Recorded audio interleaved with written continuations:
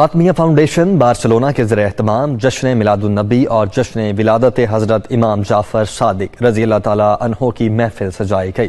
اس روحانی محفل کا احوال بتا رہے ہیں قمر فاروق اپنی اس رپورٹ میں۔ میرا نبی ایمان والوں کے جان سے بھی زیادہ قریب ہے۔ جان نکلی تو بندہ مومن ختم۔ میرا نبی تمہارے ایمان سے بھی زیادہ، تمہاری جان سے بھی زیادہ تمہارے قریب ہے۔ اگر نبی نہ ہوا تو نہ تمہارا ایمان نہ تمہاری جان۔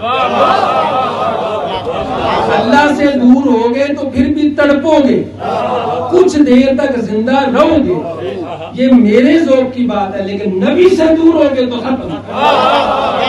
کیا بات ہے۔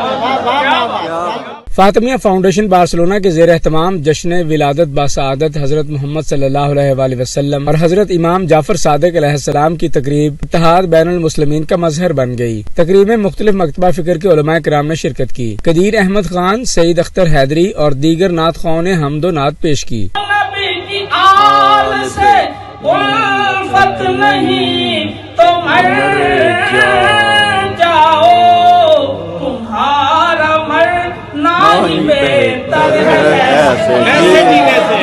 کیا بات ہے، کیا بات ہے، کیا بات ہے۔